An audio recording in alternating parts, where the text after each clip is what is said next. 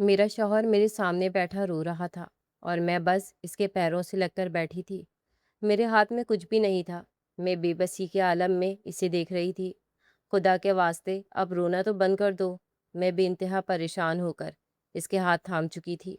मेरी किस्मत में रोना ही लिखा है शबाना। तू नहीं जानती कि मैं किस मुश्किल से गुजर रहा हूँ।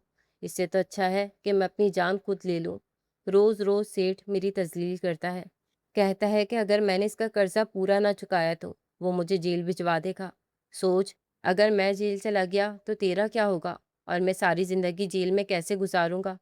तू तो जानती है सेठ अमीर आदमी है, वो कुछ भी कर सकता है। ये कहकर जाहिद फिर रोने लगा था और मुझे समझ ही नहीं आ रहा था कि मैं किन लफ्ज़ों से इसे तसल्ली दूँ, कैसे दिलासा दूँ कि सब कुछ ठीक हो जाएगा। वो रोते हुए अपने मुंह पर थप्पड़ बरसाने लगा था। काश कि मैं गलती ना करता तो आज हमें ये दिन ना देखना पड़ता। मेरी वजह से तुम भी इस दलदल में फंस रही हो। तुम अपने माँ बाप के घर वापस चली जाओ। सेठ मेरे साथ जो करेगा सो करेगा। मैं घबराकर इसके हाथ पकड़ने लगी और जार जार रोते हुए इसके सामने बैठ गई और कहा, बस करो जाहिद, बस अब खुद को मत मारो। तुम्हारी एक एक चोट मेरे दिल पर लग रही है। मैं कहीं नहीं जाऊंगी, तुम्हें अकेला छोड़कर नहीं जाऊंगी। इसने सर झटक दिया और आंखें बंद करके दीवार से टेक लगा ली, जैसे हार मान चुका हो। इसके होंठ कांप रहे थे और सांसें उखड़ी हुई थी। इस लम्हे मुझे लगा, अगर मैंने आज हिम्मत ना की तो ये आदमी मेरे सामने टूट जाएगा हमेशा के लिए। मैंने इसके सीने पर सर रख दिया और दिल ही दिल में खुद को सख्त किया, क्योंकि मुझे अंदाज़ा हो चुका था कि इस घर में रोने से कुछ नहीं बदलेगा। गुजरते वक्त के साथ खतरा भी तो बढ़ता जा रहा था। जाहिद, मैं सेठ के पास चलती हूँ तुम्हारे साथ। मैं इससे बात करूँगी। मैं इससे वादा कर लूँगी या फिर इसे समझाऊँगी कि हम जल्द ही इसका कर्जा चुका देंगे। क्या पता वो मेरी बात मान जाए। जाहिद ने फौरन इनकार कर दिया। सेठ अच्छा आदमी नहीं है। वो किस नीयत का है ये मैं अच्छी तरह जानता हूँ। तुम कभी इसके पास मत जाना। मेरे शौहर ने फौरन ही मुझे रोका था। लेकिन जाहिद, इस मसले का कोई तो हल निकालना होगा। तुम कब तक यूं सारी सारी रात रोते रहोगे? माना कि तुमसे गलती हुई, लेकिन अब हम दोनों को मिलकर ही कुछ करना होगा। मैंने फौरन जाहिद को समझाने की कोशिश की थी। मैं कह रहा हूँ ना शबाना, तुम अपने घर चली जाओ। अपने बाप के साए में तो महफूज रहोगी। तुम्हारी इज्जत बरकरार रहेगी। यहाँ तुम्हें खतरा है। अगर पुलिस मुझे ले गई तो तुम अकेले क्या करोगी? और आज नहीं तो कल पुलिस मुझे पकड़ ही लेगी, क्योंकि अब सेठ का सबर जवाब दे गया है। काश मैं इस दिन सेठ से उधार ना लेता। इसका कर्जा मुझ पर ना चढ़ता तो ये सब ना होता। जाहिद रोने लगा था। जाहिद, तुमने बहुत मजबूरी में कर्जा लिया था। हमें क्या मालूम था कि सेठ इतना बुरा आदमी निकलेगा कि वो कुछ दिन भी सब्र नहीं करेगा। जाहिद कहने लगा कि मैं एक आखिरी कोशिश करके देखता हूँ। मेरा एक दोस्त काफ़ी अरसे बाद परदेश से लौटा है। मैं इससे मिलने नहीं गया। मैं इसके पास जाता हूँ, क्या पता कोई सबील बन जाए। जाहिद को अचानक ही ये ख्याल आया था और वो उठ खड़ा हुआ था। मैंने दिल ही दिल में दुआ की थी कि मेरे शौहर की मुराद भर आए। वो थोड़ी ही देर बाद घर से बाहर निकल गया था और जब आधी रात को वापस लौटा तो मैं इसके इंतज़ार में ही जाग रही थी। जाहिद, खाना खा लो पहले, फिर बात करते हैं। वो खामोशी से आकर बैठ गया था। मैंने इसे फ़ौरन खाने का पूछा था, लेकिन जाहिद ने इनकार कर दिया। मुझे भूख नहीं है। वो बिल्कुल चुपचाप था। क्या हुआ, तुम्हारे दोस्त ने मना कर दिया है क्या? मैं पूछना तो नहीं चाहती थी, लेकिन पूछना पड़ा। और फिर जाहिद ने नज़र भर कर मुझे देखा। कहने लगा, नहीं, इसने मना नहीं किया।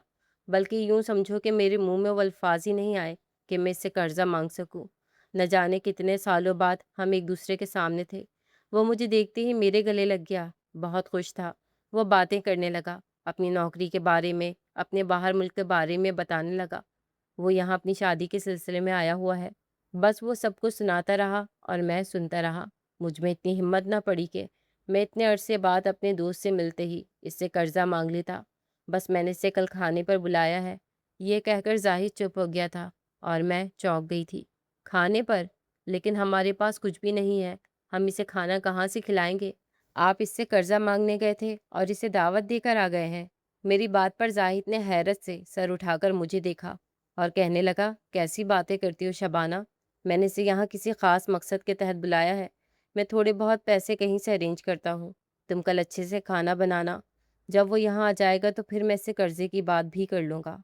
जाहिद ने यह कहकर खामोशी इख्तियार कर ली थी और मैं गहरी सोच में डूब गई थी। दिल में एक अजीब सा खौफ और बेचैनी सर उठा रही थी, मगर मैंने खुद को संभाला। میں نہیں چاہتی تھی کہ زاہد کو میری گھبراہٹ کا اندازہ ہو۔ کافی رات گزر چکی تھی۔ زاہد لیٹ گیا تھا مگر نیند اس کی آنکھوں سے کوسوں دور تھی۔ میں بھی کروٹیں بدلتی رہی۔ دل بار بار کسی انہونی کے خدشے سے کانپ اٹھتا تھا۔ اگلی صبح میں معمول سے پہلے جاگ گئی۔ کچن میں جا کر میں نے خاموشی سے کام شروع کر دیا۔ دل میں بار بار یہی خیال آ رہا تھا کہ آج کا دن شاید ہماری زندگی کا فیصلہ کر دے۔ میں نے سادہ سا کھانا تیار کیا۔ ہر کام کے ساتھ لبوں پر بے آواز دعا تھی۔ دوپہر کے قریب زاہد اٹھا تو اس کے چہرے پر اب بھی وہی پریشانی جمی ہوئی تھی۔ اس نے مجھ سے نظریں چرائی، جیسے مجھ سے کچھ چھپانا چاہتا ہو۔ میں نے بھی کوئی سوال نہ کیا۔ بعض سوالوں کے جواب خاموشی میں ہی بہتر ہوتے ہیں۔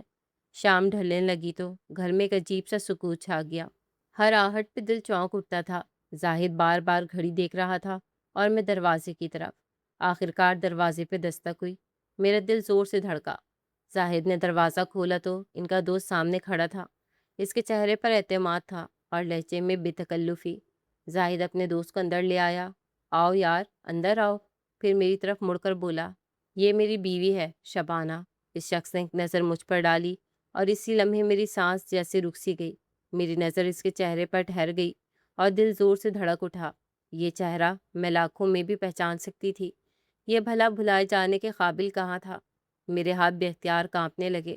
قدموں میں جیسے جان ہی نہ رہی۔ میں پوری طرح گڑبڑا گئی تھی۔ اور کچھ ایسا ہی حال زاہد کے سامنے کھڑے اس شخص کا بھی تھا۔ وہ ایک لمحے کو ساکت رہ گیا۔ اس کی آنکھوں میں حیرت، گھبراہٹ اور پہچان ایک ساتھ ابھری۔ اس نے خود کو فوراً سنبھالنے کی کوشش کی مگر وہ پل بھر کی لغزش میری نظر سے چھپ نہ سکی۔ میں نے اس کے ہاتھوں کی کپکپاہٹ کو محسوس کر لیا تھا۔ السلام علیکم۔ اس کی آواز میں وہ اعتماد نہ تھا جو دروازے پہ کھڑے ہوتے وقت تھا۔ میں نے بمشکل جواب دیا، وعلیکم السلام۔ میرا اپنا حال ایسا تھا کہ کاٹو تو بدن میں لہو نہیں۔ کمرے میں ایک عجیب سی خاموشی پھیل گئی۔ زاہد اسی خاموشی سے بے خبر تھا۔ میرے کانوں میں دل کی دھڑکن گونج رہی تھی اور آنکھوں کے سامنے ماضی کے منظر دھندلے دھندلے ابھرنے لگے۔ میں نے نظریں جھکا لی مگر دل میں اٹھنے والا طوفان کسی صورت تھمنے کا نام نہیں لے رہا تھا۔ مجھے یوں لگا جیسے تقدیر نے ایک بار پھر مجھے وہیں لا کھڑا کیا ہو جہاں سے میں برسوں پہلے جان بچا کر نکلی تھی۔ اور آج وہی چہرہ میرے گھر کی دہلیز پر کھڑا تھا۔ وہ زاہد کے ساتھ ڈرائنگ روم میں بیٹھ گیا تھا۔ زاہد باتوں باتوں میں اسے ہمارے حالات بتانے لگا۔ جیسے جیسے زاہد اپنے حالات اور قرضوں کے بارے میں بتاتا گیا، میری زمین تلے سے کھسکتی جا رہی تھی۔ میں شرمندگی کے مارے سر اٹھانے کی ہمت نہ کر پا رہی تھی۔ آخرکار زاہد نے اپنے قرضے کا ذکر کیا اور کہا، میں کچھ رقم کو ادھار چاہتا ہوں۔ یہ سن کر وجاہت نے ایک نظر میری طرف ڈالی۔ میں چائے کے کپ لیے اندر داخل ہو رہی تھی مگر وجاہت کی اس نظر نے میری روح کو جیسے چھلنی کر دیا ہو۔ اس نے آہستہ مگر واضح لہجے میں کہا، 2 لاکھ روپے تو کافی بڑی رقم ہے لیکن میں تمہاری مدد کرنے کو تیار ہوں۔ یہ سن کر زاہد کے چہرے پر خوشی کے تاثرات ابھرنے لگے۔ وہ فوراً ہی وجاہت کا ہاتھ پکڑ کر بیٹھ گیا اور کہا، میں تمہارا بہت شکر گزار رہوں گا۔ جیسے بھی ممکن ہوا تمہارا قرض واپس کر دوں گا۔ پھر زاہد نے میری طرف دیکھا اور کہنے لگا، بیگم کھانا لگا دو۔ میں خاموشی سے باہر کا رخ کر گئی مگر پیچھے سے وجاہت کے جملوں کی گونج میرے کانوں میں بجتی رہی۔ وہ کہہ رہا تھا، بدلے میں مجھے پیسہ نہیں بلکہ کچھ اور چاہیے۔ ایک لمحے کے لیے میرا دل کانپ اٹھا۔ وجاہت کیا مانگنے والا تھا یہ سوچ کر میری سانسیں تیز ہو گئیں مگر میں وہاں رک نہیں سکی تھی، اس لیے میں باورچی خانے کی طرف چلی گئی اور چھوٹے سے دلان نما کمرے میں دسترخوان بچھانے لگی۔ میں نے چھولوں کا پلاؤ بنایا اور تھوڑا سا مرغ کا سالن تیار کیا۔ اس کے علاوہ گھر میں زیادہ کچھ بھی موجود نہیں تھا۔ یہ پیسے بھی رات کو زاہد کسی سے ادھار لے کر آیا تھا ورنہ ہم نے تو کافی دنوں سے مرغی کی شکل بھی نہ دیکھی تھی۔ دسترخوان لگانے کے بعد جب میں ڈرائنگ روم کا رخ کرنے لگی، میری نظر اپنے شوہر کے چہرے پر پڑی۔ اس کا چہرہ بالکل سرخ ہو رہا تھا، ماتھے پر لکیروں کا جال سا تھا اور چہرے کے تاثرات اچانک بدل گئے تھے۔ تھوڑی دیر پہلے والی خوشی جیسے غائب ہو گئی تھی۔ زاہد، کھانا لگ گیا ہے۔ میرے کہنے پر زاہد نے چونک کر مجھے دیکھا اور پھر وجاہت کے ساتھ آ کر کھانا کھانے بیٹھ گیا۔ وہ دونوں کھانا کھا رہے تھے جبکہ میں دور کھڑی تھی۔ وجاہت نے خود ہی مجھے آواز دی اور کہنے لگا، شبانہ، آپ کھانا نہیں کھائیں گی کیا؟ اس کے اس طرح مجھے نام سے پکارنے پر میں نے گھور کر اسے دیکھا کیونکہ وہ مجھے بھابھی کہہ کر بھی مخاطب کر سکتا تھا لیکن اس نے میرا نام لینا گوارا کیا تھا اور یہی بات مجھے بہت ناگوار گزری تھی۔ زاہد بھی کہنے لگے، ہاں شبانہ، بیٹھ جاؤ۔ مجبوراً میں زاہد کے برابر میں بیٹھ گئی، جبکہ وجاہت میرے سامنے بیٹھا تھا۔ وہ کھانا کم کھا رہا تھا اور اس کی نگاہیں مجھ پر زیادہ جمی ہوئی تھی۔ کھانے کے بعد وہ میرے شوہر سے یہ کہتے ہوئے واپس چلا گیا تھا کہ تم کل شام کو آ کر مجھ سے پیسے لے لینا۔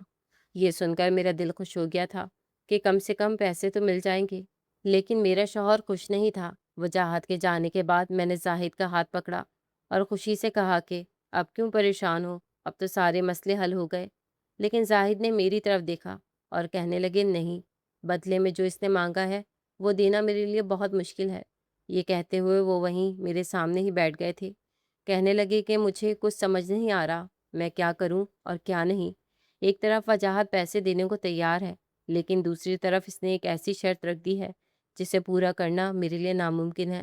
میں کل پیسے لینے نہیں جاؤں گا۔ میں نے فوراً زاہد سے پوچھا، ایسی بھی کون سی شرط ہے؟ اگر وہ پیسوں کی واپسی کے بجائے کچھ اور مانگ رہا ہے تو آپ دے دیں، کم سے کم ہماری زندگی بھر کے لیے جان تو چھوٹ جائے گی۔ آپ ہی بتائیں 2 لاکھ روپے ہم کہاں سے لائیں گے؟ اگر آج ہم نے قرض لے بھی لیا تو اسے چکانے کے لیے بھی ہمیں سالوں درکار ہوں گے۔ اس سے بہتر تو یہی ہے کہ آپ اس کی شرط مان لیں۔ میری بات سن کر زاہد نے گہری نگاہوں سے مجھے دیکھا اور کہنے لگا کہ وہ شرط میں ایک رات کے لیے تمہیں چاہتا ہے۔ یوں سمجھ لو کہ یہ 2 لاکھ روپے اس نے تمہاری ایک رات کی قیمت لگائی ہے۔ یہ کہہ کر زاہد بری طرح رونے لگا، بالکل بچوں کی طرح، اور میں ہکا بکا رہ گئی۔ مجھے وجاہت سے ایسی گھٹیا حرکت کی امید ہرگز بھی نہیں تھی۔ میں اسے سالوں سے جانتی تھی، لیکن مجھے یہ اندازہ نہیں تھا کہ وہ اس قدر گر جائے گا۔ میں نفی میں سر ہلاتے پیچھے ہو گئی تھی اور زاہد نے میرا ہاتھ پکڑ لیا تھا۔ شبانہ، میں کیا کروں؟ مجھے کچھ سمجھ نہیں آ رہا۔ میں بہت مجبور ہوں، لیکن میں تمہارا سودا نہیں کر سکتا۔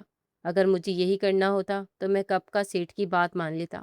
سیٹھ مجھ پر اتنا دباؤ اس لیے تو ڈال رہا ہے کیونکہ وہ تمہیں حاصل کرنا چاہتا ہے۔ اب اگر میں وجاہت سے قرض لے کر سیٹھ کا قرض چکاؤں گا تو بدلے میں پھر مجھے تمہاری عزت ہارنی ہوگی۔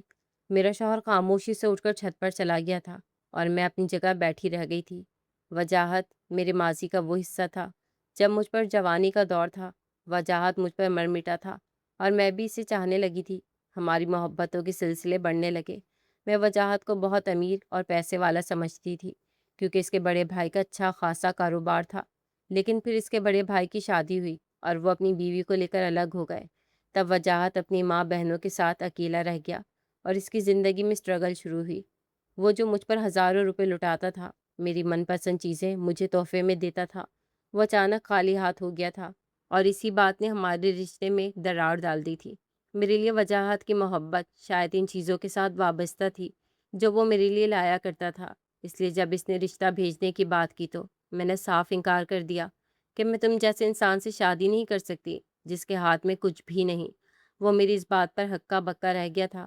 ہم نے تقریباً 4 سال کا عرصہ ایک دوسرے کی محبت میں گزارا تھا، اور اب جب وہ اپنی ماں سے میرے حوالے سے بات کر چکا تھا تو میں پیچھے ہٹ رہی تھی۔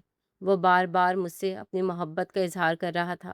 شبانہ، میں تم سے بہت محبت کرتا ہوں، تمہاری خاطر دنیا ایک کر دوں گا، میں وہ سب کچھ کروں گا جس سے تمہیں خوشی حاصل ہو، لیکن میرے رشتے کو نہ ٹھکراؤ۔ مگر اس وقت میرے لیے دوسری طرف سے زاہد کا رشتہ آیا تھا۔ زاہد میرے ابا کے دوست کا بیٹا تھا، کافی پیسے والے لوگ تھے، اپنا گھر بار تھا، جائیداد تھی، سب کچھ تھا۔ تو پھر بھلا میں وجاہت کے رشتے کو کیوں قبول کرتی؟ میں نے محبت کے اوپر پیسے کو ترجیح دی تھی اور وجاہت کو بری طرح ٹھکرا دیا تھا۔ پھر میرے ابا نے میرا رشتہ زاہد سے طے کر دیا تھا اور کچھ عرصے بعد مجھے خبر ملی تھی کہ وجاہت بیرون ملک چلا گیا ہے۔ اس کے بعد میرا وجاہت سے کوئی واسطہ نہ رہا۔ ہمارے درمیان ویسے بھی کوئی ایسا تعلق نہیں تھا کہ ایک دوسرے کی خبر رہتی۔ میں زاہد کی دلہن بن کر رخصت ہوئی تو گھر کی بڑی بہو ہونے کے ناطے مجھے گھر کی چابیوں سے لے کر ہر چیز حاصل ہوئی۔ میں نے گھر میں خوب عیش کرنا شروع کر دیا۔ زاہد کا اپنا کاروبار تھا، وہ اپنے بھائیوں کے ساتھ مل کر اپنا کاروبار چلاتے تھے، سب کچھ بہت بہترین چل رہا تھا۔ لیکن پھر حالات پلٹے اور زاہد کا کاروبار اچانک ہی نیچے کی طرف گرنے لگا۔ بھائیوں نے اپنے اپنے کاروبار الگ کیے، اپنے اپنے گھر اور دنیا بھی الگ کر لی، جبکہ میں اور زاہد اپنی جگہ ہی رہ گئے۔ جتنا نقصان ہوا وہ سب زاہد کے حصے میں آیا اور اسے پورا کرنا ناممکن ہو گیا، اور ایسے میں ایک امیر سیٹھ نے زاہد سے ان کا پورا کاروبار خرید کر انہیں اپنے ہی پاس نوکر کے طور پر رکھ لیا۔ میری شادی کے 4 سالوں کے اندر ہی سب کچھ ختم ہو کر میرا شوہر مالک سے ملازم بن گیا تھا۔ وہ اس بات پر بہت زیادہ غمگین تھا لیکن میں نے مشکل حالات میں بھی ہمت نہ ہاری اور اسے سہارا دیا۔ میں نے وجاہت کو تو چھوڑ دیا تھا، لیکن میں زاہد کو نہیں چھوڑ سکتی تھی، کیونکہ وہ میرا شوہر تھا۔ اسی درمیان میں امید سے ہوئی، لیکن ان ساری مشکلات کی وجہ سے میرا حمل بھی زیادہ دن نہ رہ سکا۔ ہم دونوں اولاد کی خوشی سے بھی محروم ہو گئے۔ پھر ہمارے حالات اتنے بگڑے کہ وہ بڑا سا گھر جو حویلی نما تھا، ہمیں وہ بھی چھوڑ کر کرائے کے گھر پر آنا پڑا، اور زاہد اپنے ہی کاروبار میں ایک ملازم کی طرح نوکری کرنے لگے۔ جیسے تیسے ہمارے گھر کا گزارا چل رہا تھا، لیکن پھر میں دوبارہ امید سے ہوئی، اور کچھ عرصے بعد ہی میری حالت بہت زیادہ خراب ہو گئی۔ ڈاکٹر نے کہا کہ فوری طور پر مجھے ہاسپٹل میں ایڈمٹ کرنا ہوگا اور آپریشن کرنا ہوگا، کیونکہ بچہ اندر ہی دم توڑ چکا ہے۔ اور یوں میرے شوہر کو میرے خاطر ادھار لینا پڑا۔ وہ مجھے کسی ایسے ویسے ہسپتال نہیں لے جانا چاہتے تھے، اسی لیے انہوں نے مجھے شہر کے بڑے ہسپتال میں داخل کروایا اور اپنے سیٹ سے 2 لاکھ روپے لے کر ہسپتال کا بل ادا کیا۔ ہمارا دوسرا بچہ بھی اس دنیا سے چلا گیا اور ہم پر 2 لاکھ روپے کا قرضہ چڑھ گیا۔ میرے شوہر نے اپنے بھائیوں کے بجائے اپنے سیٹ پر اعتبار کر کے ان سے قرضہ لیا تھا، اور یہی ان کی سب سے بڑی غلطی تھی، کیونکہ ان کے سیٹ کی نظر ان کے کاروبار اور بنگلے کے بعد اب مجھ پر تھی۔ جب میرے شوہر کو اس بات کا احساس ہوا تو وہ اپنے بھائیوں کے پاس گئے اور ان سے مدد مانگی، لیکن ان کے کسی بھی بھائی نے ان کی مدد نہیں کی۔ سب یہی کہنے لگے کہ کاروبار آج کل اچھا نہیں چل رہا ہے، ہم تمہاری کوئی مدد نہیں کر سکتے۔ جب تک سب ایک ساتھ تھے تو سب سے زیادہ محنت میرے شوہر کرتے تھے۔ سارا کاروبار بھی ان کا ہی کھڑا کیا ہوا تھا کہ وہ بڑے بیٹے تھے، اور انہوں نے روز اول سے اپنے باپ کے ساتھ مل کر بہت محنت کی تھی، لیکن اسی کاروبار میں سب نے اپنا لاکھوں روپے کا حصہ بنایا اور پھر آخر میں میرے شوہر کو چھوڑ دیا۔ کسی نے انہیں 2 لاکھ روپے نہ دیے، اور اب بات یہاں تک پہنچ گئی تھی کہ انہیں وجاہت سے پیسے مانگنے پڑے، اور وجاہت نے بدلے میں ایک رات مانگی تھی، وہ ایک رات جو شاید میرے لیے قیامت جیسی ہوتی۔ میرے شوہر نے کہہ دیا تھا کہ وہ صبح وجاہت کو انکار کر دیں گے، اور پھر وہ چھت پر چلے گئے تھے، لیکن میں اچھی طرح جانتی تھی کہ اگر ہم نے وجاہت سے پیسے لے کر سیٹ کو نہ دیے تو میری زندگی اس سے بھی بدتر ہو جائے گی۔ وجاہت نے تو ایک رات مانگی تھی، لیکن وہ سیٹ تو شاید ساری زندگی مجھے نوچتا رہتا۔ میں پوری رات سوچتی رہی تھی، اور بالآخر میں نے خود کو اس بات کے لیے راضی کر لیا تھا کہ میں اپنے شوہر کے خاطر وجاہت کے قدموں میں بچ جاؤں گی۔ مجھے وجاہت سے محبت نہیں رہی تھی، بلکہ سچ کہوں تو مجھے اس سے نفرت کا احساس ہوا تھا، جس نے اس مشکل وقت میں اپنی انا کو تسکین پہنچانے کے لیے میرا ساتھ مانگ لیا تھا۔ اگلی صبح زاہد کہنے لگے کہ میں وجاہت کو انکار کرنے جا رہا ہوں۔ میں انہیں روکنے لگی تھی کہ اتنے میں دروازہ بجا، اور پولیس والوں کے ساتھ میرے شوہر کا سیٹ ہمارے دروازے پر آ گیا۔ کہنے لگا کہ تمہارے پاس آج شام تک کا وقت ہے، اگر پیسے نہیں دیے تو حوالات جانے کے لیے تیار ہو جانا۔ پھر ساتھ ہی اس نے اپنی ایک گندی نظر مجھ پر ڈالی تھی، چاہو تو اب بھی سودے بازی ہو سکتی ہے۔ میں نے غصے میں آگے بڑھ کر کہا، سیٹ صاحب پیسوں کا انتظام ہو گیا ہے، آپ کو شام میں آپ کے پیسے مل جائیں گے، ابھی آپ یہاں سے جائیں، اور دروازہ ان کے منہ پر بند کر دیا۔ میرا شوہر مجھے ہکا بکا دیکھتا رہ گیا تھا۔ یہ کیا کہہ دیا تم نے؟ پیسوں کا انتظام کہاں سے ہوگا؟ میں نے غصے میں زاہد کو دیکھا اور کہا، تو پھر کیا چاہتے ہیں آپ؟ ساری زندگی جیل کی سلاخوں کے پیچھے سڑنا چاہتے ہیں، یا پھر ساری عمر کے لیے مجھے سیٹ کے حوالے کرنا چاہتے ہیں؟ اس سے بہتر تو یہ ہے کہ میں ایک رات کے لیے وجاہت کے ساتھ رہ لوں۔ میرے کہنے پر وہ بالکل خاموش ہو گئے تھے۔ یہ کوئی مذاق نہیں ہے شبانہ، میں بھی جانتی ہوں زاہد، یہ مذاق نہیں ہے، لیکن یہی وقت کا تقاضا ہے۔ آپ جائیں اور وجاہت سے پیسے لے کر اپنے سیٹ کو دے دیں۔ میرے کہنے پر زاہد خاموشی سے باہر نکل گئے تھے، اور پھر جب شام کو واپس لوٹے تو ان کے کندھے جھکے ہوئے تھے۔ میں نے سیٹ صاحب کے پیسے واپس کر دیے ہیں۔ سیٹ صاحب کا منہ دیکھنے لائق ہو گیا تھا۔ انہیں یقین تھا کہ میں کہیں سے بھی پیسے نہیں دے پاؤں گا۔ تمہیں پتہ ہے کہ میرے بھائیوں نے مجھے پیسے کیوں نہیں دیے؟ کیونکہ سیٹ صاحب نے انہیں بھی خرید لیا تھا۔ ان کے آپس میں کاروباری معاہدے ہو گئے ہیں، اور انہوں نے ہی میرے بھائیوں کو منع کیا تھا کہ وہ میری مدد نہ کریں، اور میرے بھائیوں نے اپنے کاروبار چمکانے کے لیے میری مدد نہیں کی۔ آج مجھے یہ بات پتہ چلی ہے تو میرا دل پوری طرح ٹوٹ گیا ہے۔ اگر تم میرے ساتھ نہ دیتی تو نہ جانے کیا ہوتا۔ میری عزت کے خاطر، میرے مان کے خاطر، بس ایک رات اب تمہیں وجاہت کے ساتھ گزارنی ہوگی۔ وہ جانے خود کو سمجھا رہے تھے یا مجھے۔ جب رات ہوئی تو میں خاموشی سے زاہد کے ساتھ گھر سے نکلی اور وجاہت کے گھر پہنچ گئی۔ گھر کیا تھا؟ ایک عالیشان بنگلہ جیسا تھا۔ میں اندر گئی تو وجاہت نے میرا استقبال کیا اور مجھے بیڈ روم میں بٹھا لیا۔ کہنے لگا اس کی امی اور بہنیں کسی رشتہ دار کی شادی میں گئی ہیں اور ایک ہفتے بعد لوٹیں گی۔ میں بس خاموشی سے نظر جھکائے بیٹھی تھی۔ انگلیاں آپس میں پھنسائے انہیں مروڑ رہی تھی۔ کچھ کہو گی نہیں شبانہ؟ اس نے بڑی گہری نگاہوں سے مجھے دیکھا تھا۔ میں نے نظر اٹھا کر دیکھا تو آنکھوں میں آنسو جھلملانے لگے۔ مسکرایا اور کہنے لگا، میں فریش ہو کر آتا ہوں۔ اور پھر وہ واش روم میں چلا گیا اور میں اللہ سے دعا مانگنے لگی کہ یا اللہ میری مدد فرماتے۔ میں نے یہ فیصلہ کر تو لیا تھا، لیکن میں جانتی تھی کہ یہ گناہ ہے۔ میں یہ ہرگز بھی نہیں کرنا چاہتی تھی۔ میں نے وجاہت کو پیسے کی وجہ سے ٹھکرایا ضرور تھا، لیکن میں اس طریقے سے کبھی دوبارہ وجاہت کی زندگی میں شامل ہونے کا سوچ بھی نہیں سکتی تھی۔ کافی دیر بعد وہ شاور لے کر باہر آیا تو مسکرا کر میرے قریب آ گیا، ہاتھ پکڑا اور کھینچ کر مجھے بستر پر بٹھا لیا۔ میرے ہاتھ پاؤں تھر تھر کانپنے لگے۔ اس نے میری گردن کے گرد اپنے ہاتھ رکھے اور کہنے لگا، مجھے پہچانتی ہو نا؟ میں آج بھی وہی ہوں جو تم سے بے انتہا محبت کرتا تھا۔ دیکھو، قسمت تمہیں خود ہی میرے کمرے میں لے آئی ہے۔ میری آنکھوں سے آنسو ٹپکنے لگے۔ اس نے مجھے اپنے باہوں میں بھرا اور میرے نزدیک ہو گیا۔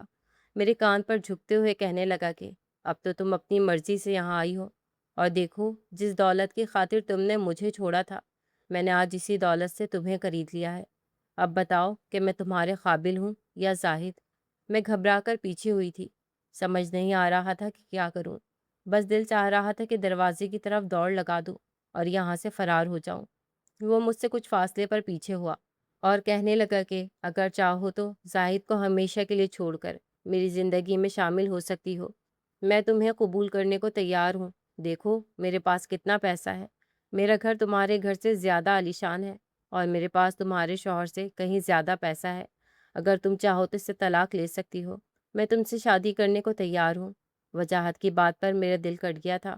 میں اٹھ کر کھڑی ہوئی اور کہا کہ آج میں یہاں بہت مجبوری میں آئی ہوں۔ میرے شوہر کی عزت کا معاملہ نہ ہوتا تو میں کبھی یہاں نہ آتی۔ میں اسے پولیس اسٹیشن نہیں جانے دے سکتی تھی، اس لیے میں خود چل کر یہاں تک آئی ہوں۔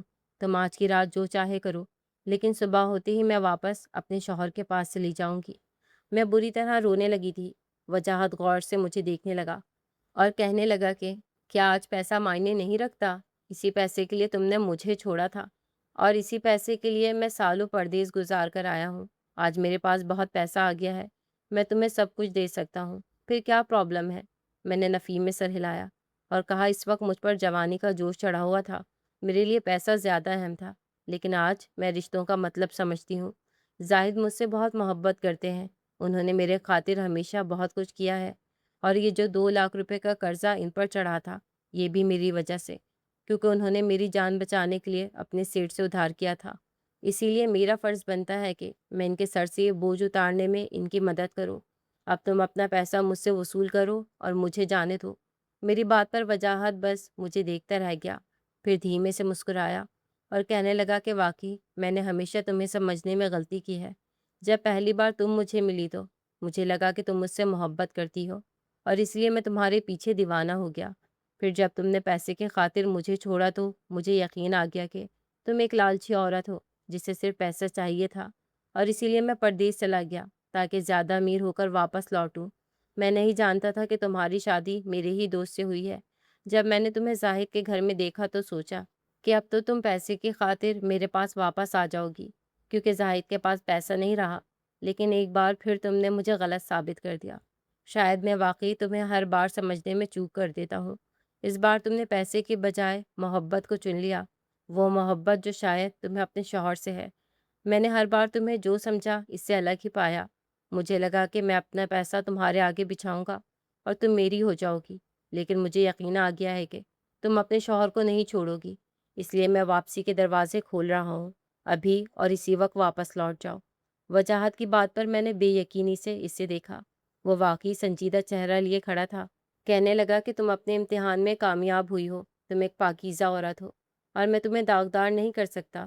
تم واپس زاہد کے پاس لوٹ جاؤ، اب اس کا قرضہ اتر چکا ہے۔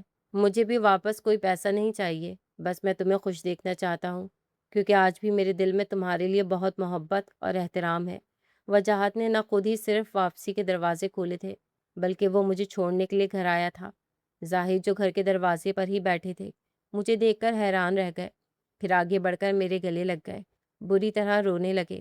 وجاہت نے ان سے معافی مانگی تھی اور کہا تھا کہ وہ بس میرے کردار کو دیکھنا چاہتے تھے اور کچھ نہیں، اور پھر وہ واپس چلے گئے تھے۔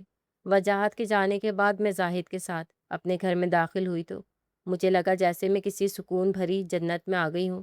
نہ اب ہم پہ قرضوں کا بوجھ تھا اور نہ ہی میری عزت کو کوئی خطرہ تھا۔ وجاہت نے دوستی کا فرض نبھایا تھا اور محبت کا بھرم بھی رکھ لیا تھا۔ کچھ دنوں بعد وجاہت اپنی شادی کا کارڈ لے کر ہمارے دروازے پر آیا تھا۔ وہ اپنی ہی کزن سے شادی کرنے جا رہا تھا۔ اس نے ایک بار پھر زاہد سے معافی مانگی تھی اور مجھ سے بھی۔ ہم نے اسے دل سے معاف کر دیا تھا۔ وہ تو ہمارا محسن تھا جس نے ہمارے ساتھ بہت ہی احسان کا معاملہ کیا تھا۔ پھر وجاہت نے بتایا کہ وہ اب پردیس نہیں جانا چاہتے، وہ یہیں نیا کاروبار شروع کرنا چاہتا ہے اور میرے شوہر کے تجربے سے فائدہ حاصل کرنا چاہتا ہے۔ وہ میرے شوہر کو اپنے ساتھ بزنس پارٹنر بنانا چاہتا تھا۔ ہمارے پاس کاروبار میں لگانے کے لیے پیسہ تو نہیں تھا، لیکن زاہد کے پاس بہت سارے کانٹیکٹس تھے، تجربہ تھا، اور وہ اسی کے ساتھ کاروبار میں شامل ہونے جا رہے تھے۔ وہ دونوں مل کر ایک نئے کاروبار کی بنیاد رکھنے والے تھے، اور میں نے خدا سے دعا کی تھی کہ میرے شوہر جلد ہی ترقی اور کامیابی حاصل کر لے۔